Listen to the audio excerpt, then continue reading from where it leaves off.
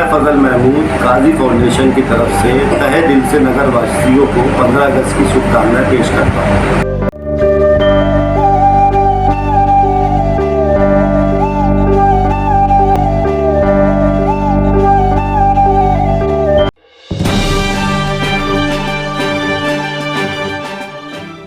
AVP 24 news पर वक्त हो गया है दिन भर की 10 बड़ी खबरों का।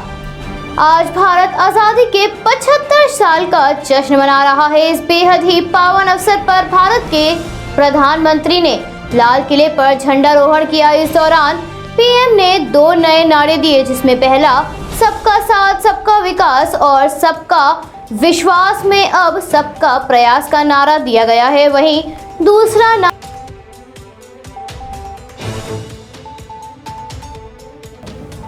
75वें स्वतंत्रता दिवस के अवसर पर उत्तर प्रदेश के मुख्यमंत्री ने अपने सरकारी आवास पर झंडारोहण किया और प्रदेशवासियों को शुभकामनाएं देते हुए कहा, ये हम सबका सौभाग्य है कि देश की स्वाधीनता के अमृत महोत्सव वर्ष का हम सभी को साक्षी बनने का अवसर मिल रहा है। बता दें, 89 साल तक अंग्रेजों ने भारत पर राज किया था। भारत को स्वतंत्र कराने के लिए अनगिनत वीरों ने अपनी मातृभूमि के लिए अपने प्राण त्याग दिए।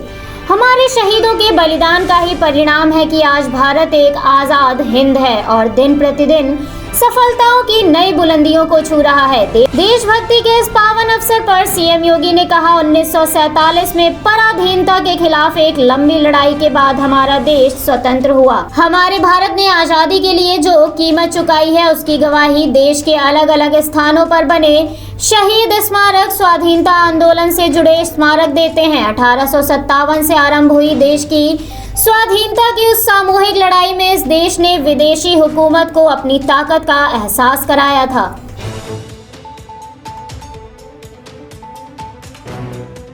देश की आजादी के 75वें वर्षगांठ के अवसर पर रक्षा मंत्री ने दिल्ली में अपने आवास पर राष्ट्रीय ध्वज फहराया। वहीं राष्ट्रपति ने भी वीरों को श्रद्धांजलि अर्पित की और 75वीं सालगिरह को सरकार आजादी के अमृत महोत्सव के रूप में मना रही है। वहीं कांग्रेस अध्यक्ष सोनिया गांधी ने दिल्ली के पार्टी मुख्यालय में राष्ट्रीय ध्वज फहराया। इस दौरान राहुल गांधी भी मौजूद रहे। केंद्र शासित प्रदेश लद्दाख के आर.के. माथुर ने 75वें स्वतंत्रता दिवस के अवसर पर लेह में पोलो ग्राउंड में राष्ट्रीय ध्वज तिरंगा फहराया। लोकसभा अध्यक्ष ओम बिरला ने स्वतंत्रता दिवस पर राष्ट्रीय ध्वज फहराते हुए कहा, हमने लंबे संघर्ष के बाद स्वतंत्रता प्राप्त की। अब हम नया भारत बनाने की दिशा में काम कर रहे हैं, क्योंकि हम इस वर्ष आजादी का अमृत महोत्सव मनाते हैं। छत्तीसगढ़ के मुख्यमंत्री भूपेश बघेल ने रायपुर के पुलिस परेड ग्राउंड में राष्ट्रीय ध्वज फहराया। भारत की आजादी के 75 साल पूरे होने पर उन्होंने शुभकामनाएं दी। भाजपा के राष्ट्रीय अध्यक्ष जेपी नड्डा ने दिल्ली में पार्टी मुख्यालय पर राष्ट्रीय ध्वज फहराया। आईटीबीपी के जवानों ने लद्दाख में पैंगोंग के तट पर स्वतंत्रता दिवस मनाया।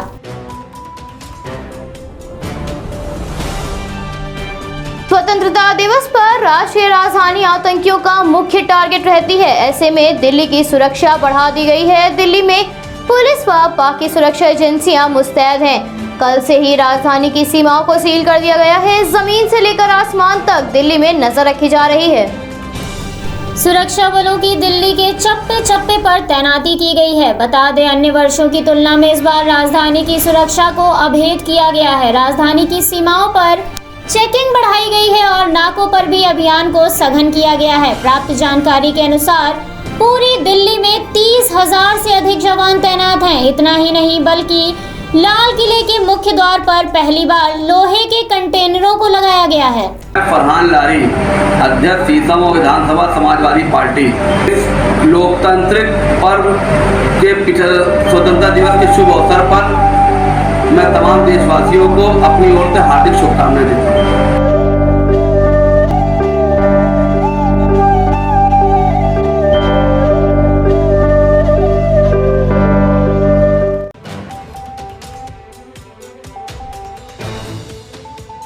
दिल्ली सरकार द्वारा राजधानी के सरकारी स्कूलों में देशभक्ति पाठ्यक्रम को हरी झंडी देने के बाद अब दिल्ली के सरकारी स्कूलों में बच्चों में देशभक्ति की भावना नजर आएगी।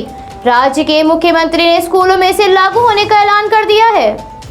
ये पाठ्यक्रम दिल्ली के सरकारी स्कूलों में लागू होने के लिए तैयार किया गया है। इसका उद्देश्य बच्चों में संवैधानिक मूल्यों के प्रति सम्मान की गहरी भावना का निर्माण करना और मूल्यों व कार्यों के बीच की खाई को मिटाना है। State council for education research and training Delhi के निदेशक ने मुख्यमंत्री को देशभक्ति करिकुलम फ्रेमवर्क की प्रति भेंट की। पाठ्यक्रम को अनुमति देते हुए मुख्यमंत्री केजरीवाल ने कहा, पिछले 70 साल में सारे विषय पढ़ाए गए लेकिन देशभक्ति नहीं पढ़ाई गई।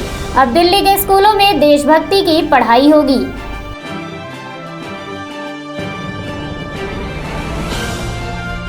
आरएसएस प्रमुख मोहन भागवत ने स्वतंत्रता दिवस के मौके पर मुंबई के राजा स्कूल में झंडा फहराते हुए बड़ा बयान जारी किया। इस दौरान उन्होंने कई मुद्दों पर अपने विचार प्रकट किए। इसके साथ ही उन्होंने देश की आर्थिक आजादी और चीन पर निर्भरता को लेकर सवाल खड़े किए हैं। आरएसएस प्रमुख ने कहा, हम इंटरनेट का और तकनीकी का उपयोग करते हैं जो मूल रूप से भारत से नहीं आती, वो चीन से ही आती है। जब तक चीन पर हमारी निर्भरता रहेगी तब तक चीन के सामने हमें झुकना पड़ेगा। किसी भी विदेशी आक्रांता का पैर हमारी जमीन पर पड़ता है तो संघर्ष शुरू हो जाता था। देश पर आक्रमणकारियों ने कई बार आक्रमण किया, इसे पूर्ण विराम हमने 15 अगस्त को दिया। लड़ाइयां लड़ने वाले महापुरुष प्रेरणा देते हैं।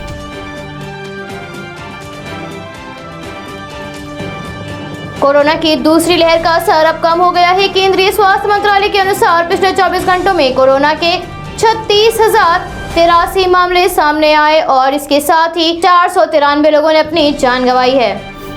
37,927 लोगों ने महामारी को मात दी है। इसके साथ ही महामारी से ग्रस्त होने वालों की संख्या 3,21,92,576 तक पहुंच गई है। वहीं 3,13,76,015 लोग अब तक महामारी को मात दे चुके हैं। इस समय देश में एक्टिव केसेस की संख्या 3,85,336 है, तो वहीं 4,31,225 लोगों की महामारी से जान जा चुकी है। देश के टीकाकरण अभियान के तहत अब तक 54,38,46,290 लोगों को टीका लगाया जा चुका है।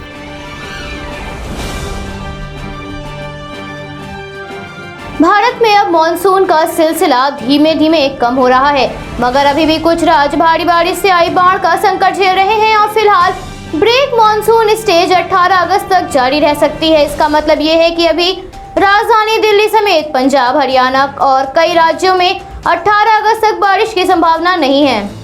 भारतीय मौसम विज्ञान विभाग के अनुसार अगस्त के आखिरी 10 दिनों में दिल्ली में अच्छी बारिश हो सकती है, जिससे राज्य में बारिश की कमी पूरी हो सके। फिलहाल तो दिल्ली में मानसूनी बारिश का ब्रेक लगाया हुआ है और आज भी लोगों को गर्मी का सामना करना पड़ा। बंगाल की खाड़ी में एक दबाव प्रणाली विकसित हो रही है। ये पश्चिम दिशा में दक्षिण मध्य प्रदेश से होकर गुजरेगी और मानसून की तरफ खींचेगी। यही वजह है कि 19 अगस्त से दिल्ली, पंजाब, हरियाणा और पश्चिमी उत्तर प्रदेश में बारिश हो सकती है। वहीं राजस्थान की बात करें तो राज्य में 18 अगस्त के बाद से बारिश शुरू हो जाएगी।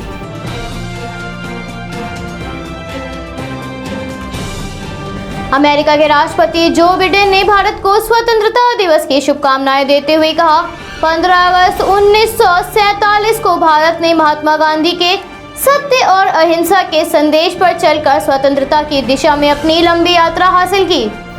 आगे बिडेन ने कहा, दशकों से 40 लाख से अधिक भारतीय अमेरिकियों के समुदाय ने दोनों देशों के संबंधों को मजबूती प्रदान की है। आगे बिडेन ने कहा, भारत में संयुक्त राज्य अमेरिका और दुनिया भर में जश्न मनाने वाले सभी लोगों को एक सुरक्षित और खुशहाल भारतीय स्वतंत्रता दिवस की शुभकामनाएं देता हूं। भारत और संयुक्त राज्य अमेरिका के बीच साझेदारी पहले से कहीं अधिक महत्वपूर्ण है।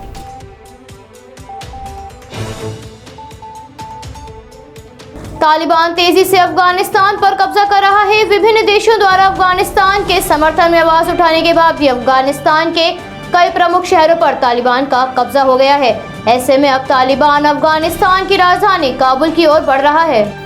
काबुल अभी भी अफगानिस्तान के कब्जे में है, मगर तालिबान काबुल की ओर बढ़ते हुए उसके लड़ाके रास्ते में आने वाले इलाकों पर अपना कब्जा जमाते जा रहे हैं। तालिबान ने देश के सबसे बड़े शहरों में से एक नंगरहार प्रांत की राजधानी जलालाबाद शहर को भी हथिया लिया है, जो अफगानिस्तान के लिए बड़ा झटका है, क्योंकि इसके बाद काबुल देश के पूर्वी हिस्से से कट गया है। इन्हें मिलाकर अफगानिस्तान का 2/3 इलाका तालिबान के कब्जे में है। अफगानिस्तान के अशरफ गनी सरकार के नियंत्रण में अब काबुल समेत देश की 34 में से सिर्फ 7 प्रांतीय राजधानियां ही बची हैं। मोहम्मद अहमद, पूर्व महामंत्री मुस्लिम एसोसिएशन, हलीम मुस्लिम एसोसिएशन की जानिब से सभी नगरवासियों को 15 अगस्त की मुबारकबाद पेश करता हूँ।